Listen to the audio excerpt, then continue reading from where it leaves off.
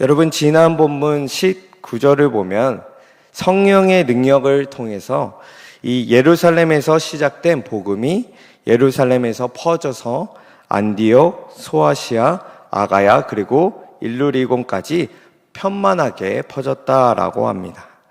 이 바울의 1, 2, 3차 이 전도 여행을 통해서 이렇게 넓은 지역까지 이렇게 복음이 퍼지게 되는 놀라운 업적이 나타나게 된 것입니다. 이 복음이 얼마나 흥황했던지 바울은 이런 말까지 하게 되는데 로마서 15장 23절 우리 같이 한번 읽어보겠습니다. 23절입니다. 이제는 이 지방에 일할 곳이 없고 또 여러 해 전부터 언제든지 서반하러 갈 때에 너희에게 가기를 바라고 있었으니. 아멘. 여러분, 바울은 이제 이 지방에 일할 곳이 없다라는 굉장히 충격적인 말을 하게 됩니다. 여러분, 이 뜻이 무엇이냐면 이제 이 지역은요, 복음이 아주 충만하게 자리를 잡았다라는 바울의 확언입니다.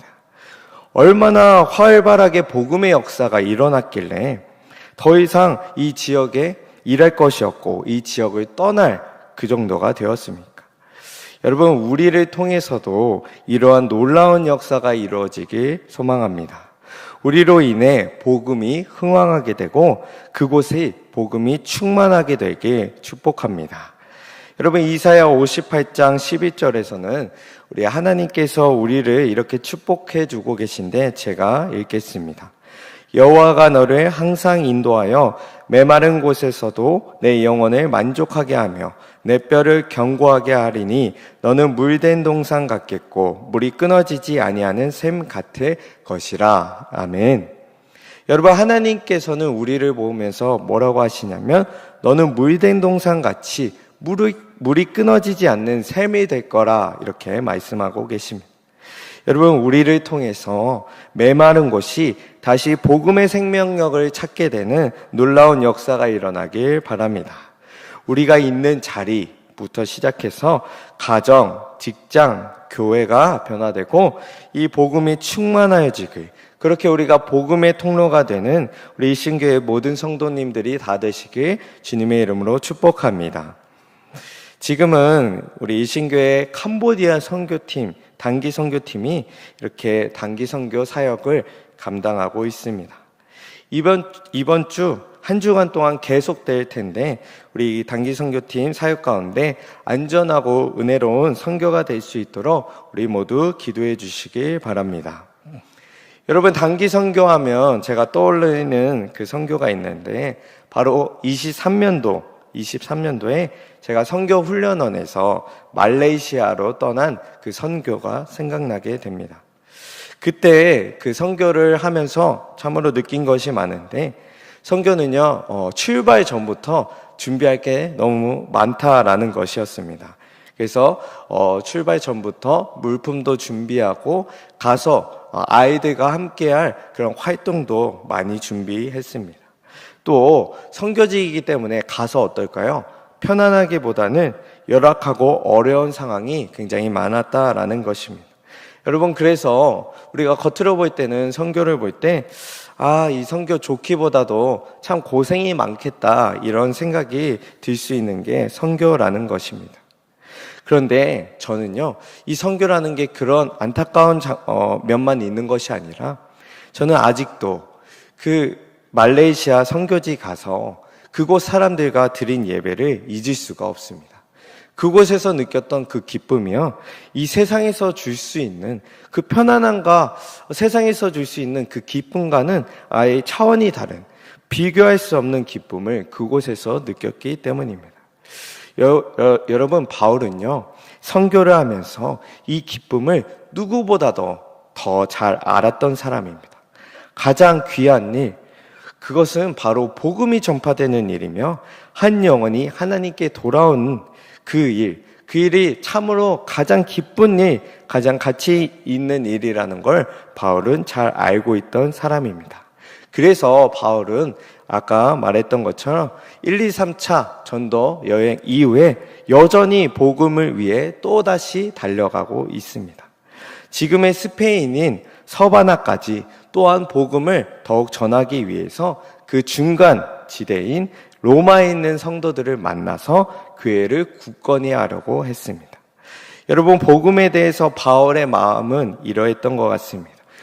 사도행전 20장 24절인데 제가 읽겠습니다. 내가 달려갈 길과 주 예수께 받은 사명 곧 하나님의 은혜의 복음을 증언하는 일을 마치려 하면은 나의 생명조차 조금도 귀한 것으로 여기지 아니하노라. 아멘. 여러분, 바울은 복음 전파를 위해서 생명까지 아끼지 않았습니다.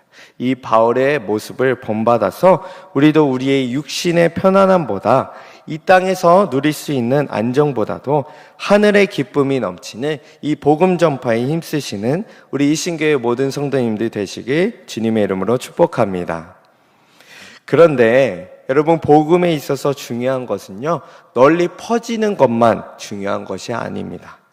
에베소서 3장 18절 19절을 제가 읽겠습니다. 능히 모든 성도와 함께 지식에 넘치는 그리스도의 사랑을 알고 그 너비와 길이와 높이와 깊이가 어떠함을 깨달아 하나님의 모든 충만하신 것으로 너에게 충만하게 하시기를 구하노라. 여기 말씀에서 보면 이 그리스도의 사랑이 이 너비만 있는 것이 아니라 이 깊이가 있다라고 말씀하고 계십니다. 여러분, 즉 그리스도의 사랑이 담긴 이 복음은요, 널리 퍼지는 것만이 중요한 것이 아니라 깊이 있게 이 교회가 견고하게 서는 것, 그것 또한 중요하다라는 것입니다. 로마서 15장 오늘 본문 25절, 26절을 우리 함께 같이 한번 읽겠습니다. 시작. 그러나 이제는 내가 성도를 섬기는 일로 예루살렘에 가노니 이는 마게도냐와 아가야 사람들이 예루살렘 성도 중 가난한 자들을 위하여 기쁘게 얼마를 연보하였음이라. 아멘. 여러분, 이 말씀은 엄청난 사랑이 담긴 장면입니다. 이방 교회가요, 이 연보를 통해서 돈을 모아서 예루살렘 교회를 어려운 예루살렘 교회를 도와주고 그 예루살렘 교회가 든든히 설 수 있도록 이렇게 힘을 써주었다라는 것입니다. 여러분, 분명 복음의 선배는 누구입니까? 바로 예루살렘 교회입니다. 예루살렘 교회로부터 나온 이 예수님의 제자들이 이방의 많은 교회들에게 이렇게 복음을 전하였고 그 교회들을 세우지 않았습니까? 이방의 이 교회들은요, 예루살렘으로부터 교회로부터 복음을 듣고 이제 자라나는 아이였습니다. 그런데 그들이 은혜로 성장하자 어떻게 됐나요? 이렇게 이방 교회들이 오히려 믿음의 선배인 예루살렘 교회를 위해서 구제금을 보내주는 이런 성숙한 믿음을 우리가 바라볼 수 있다라는 것입니다. 여러분, 복음에는 엄청난 생명력이 있습니다. 이 생명력이 어떠냐면 마치 마태복음 13장의 비유와 같은데 제가 13장 31절 32절을 읽겠습니다. 또 비유를 들어 이르시되 천국은 마치 사람이 자기 밭에 갖다 심은 겨자씨 하나 같으니 이는 모든 씨보다 작은 것이로되 자란 후에는 풀보다 커서 나무가 되매 공중의 새들이 와서 그 가지에 깃들이느니라. 아멘. 여러분, 이방교회에 심겨진 이 작은 복음의 씨앗, 겨자씨, 아무것도 아닌 것 같아 보여도 이게 나중에 되니까 어떻게 되냐면 어느새 큰 나무와 같이 성장하게 된 것입니다. 이방교회가 그렇게 성장하게 된 것입니다.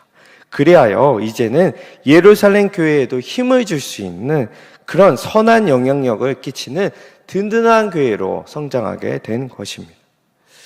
여러분, 우리는 이 복음의 생명력을 반드시 기억해야 될 줄 믿습니다. 우리가 작은 말로 복음을 전한다 할지라도, 작은 씨앗을 우리가 복음의 행동으로 전한다 할지라도 그 사랑이 어떠한 큰 열매를 가져올지는 모르는 일입니다. 우리는 자라게 하시는 하나님, 역사하시는 하나님을 믿고 복음을 담대하게 전하는, 때를 얻든지 못 얻든지 항상 복음을 전하는 일에 힘을 쓰는 우리 일신교회 모든 성도님들 되시길 주님의 이름으로 축복합니다.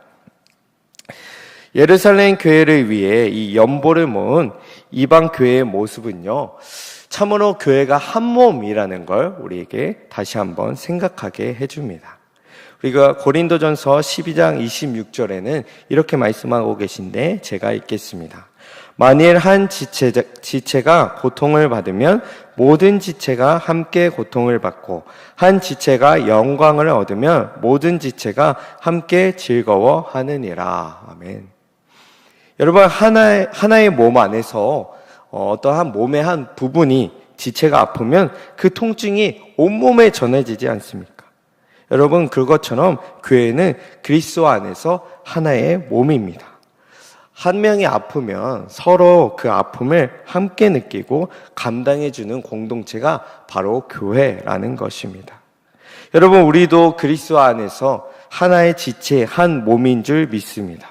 우리 중 누군가 가난하고 누군가 어렵고 고통을 받는다면 그것은 우리와 전혀 상관없는 일이 아니라 바로 우리의 일이고 우리가 함께 감당해야 되는 일인 줄 믿습니다.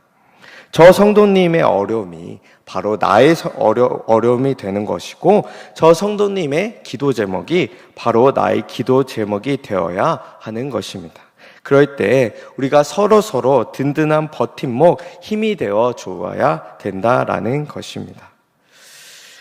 지난 8월 1일에서 3일 청소년부 여름 수련회가 진행되었습니다. 수련회를 진행하면서 어떻게 하면 좋은 프로그램으로 아이들을 이렇게 맞이할 수 있을지, 또한 어떻게 준비하면 은혜로운 예배를 통해서 아이들이 은혜를 받을 수 있을지, 교제의 시간을 어떻게 가질 수 있을까 참으로 교사분들과 고민을 많이 했습니다. 그런데 그러한 것도 고민이었지만 또 하나의 걱정은 무엇이었냐면 바로 아이들의 식사였습니다. 이 아이들의 식사는 어떻게 준비하면 좋을까 이렇게 고민하고 있을 때 정말로 감사하게도 우리 신교회 많은 성도님들이 우리 아이들이 먹는다고 하니까 기쁨으로 음식도 만들어주시고 또 사주시고 또 섬겨주시고 후원해 주셔서 아주 아이들이 풍성하게 먹고 이렇게 누리는 그런 수련회가 되었습니다. 여러분, 그때 아이들을 후원해 주신 분들의 마음은 누가 강요해서 그렇게 하신 것이 아니고 또한 마지못해 하신 것이 아니라고 저는 확신합니다. 이러한 마음으로 이렇게 도와주셨다고 믿는데, 우리가 로마서 15장 27절을 우리 같이 한번 읽어보겠습니다. 27절입니다. 읽겠습니다. 저희가 기뻐서 하였거니와 또한 저희는 그들에게 빚진 자니 만일 이방인들이 그들의 영적인 것을 나눠 가졌으면 육적인 것으로 그들을 섬기는 것이 마땅하니라. 아멘. 말씀에서 뭐라고 하고 계시냐면 저희가 기뻐서 하였거니라고 말씀하고 계십니다. 아이들이 이렇게 먹이고 섬기셨던 분들은 기쁨으로 해주셨다라는 것입니다. 여러분, 이방 교회들은요, 예루살렘 교회를 돕는 이것을 강요받아서 한 것이 아닙니다. 누가 시켜서 마지못해 한 것이 아닙니다. 그들은 이렇게 섬길 수 있는 것에 기쁨으로 했다라는 것입니다. 그래서 기쁨으로 이렇게 연보를 모으고 바울을 통해 전달했던 것입니다. 여러분, 세상은요, 일과 업무를 시킬 때 그저 위에서 아래로 하달되는 그냥 명령을, 그러니까 그 명령을 그냥 이수할 뿐입니다. 그에 따른 이익과 결과가 있을지 모르지만 그저 해야 될 일을 하는 것이 이 세상의 논리입니다. 여러분, 그런데 교회는 다릅니다. 교회는요, 그리스도의 넘치는 사랑을 받은 교회는 해야 돼서 하는 것이 아니라 넘치는 마음 때문에, 예수님께 받은 이 넘치는 사랑과 기쁨 때문에 그 사랑을 전하고 서로에게 나눠야 된다라는 것입니다. 즉, 기쁨으로 섬기고 기쁨으로 나눠주며 기쁨으로 헌신하는 공동체가 바로 교회라는 것입니다. 우리 일신교회 안에도 이런 자발적인 마음과 기쁨이 넘쳐서 서로 기쁨으로 돕고 섬기는 풍성함이 넘치는 우리 일신교회가 되길 소망합니다. 마지막으로 이 사랑의 공동체를 이루기 위해 반드시 필요한 것이 있습니다. 우리가 로마서 15장 30절 말씀인데 우리 같이 한 목소리로 읽겠습니다. 시작. 형제들아, 내가 우리 주 예수 그리스도와 성령의 사랑으로 말미암아 너희를 권하노니 너희 기도에 나와 힘을 같이하여 나를 위하여 하나님께 빌어. 아멘. 여러분, 바울이 권하는 것이 무엇입니까? 성령의 사랑입니다. 여러분, 사람의 사랑은요, 상대방에게 기대도 하게 되고, 또한 기대가 있기 때문에 뭐가 있을까요? 서운함도 있게 되는 게 사람의 사랑입니다. 우리의 이 사람의 사랑의 크기로는요, 그리스도의 몸인 이 교회, 이 지체를 온전히 세워가긴 참 어렵습니다. 바로 우리에게 필요한 것은 성령의 사랑인 줄 믿습니다. 이 성령의 사랑이 우리에게 주어질 때 우리는 예수님의 마음으로 서로를 사랑하고 서로를 긍휼의 마음으로 바라보고 기도해 줄 수 있다라는 것입니다. 바라기는 우리 성령의 사랑이 우리 일신교회 안에 부어지게 되길 소망합니다.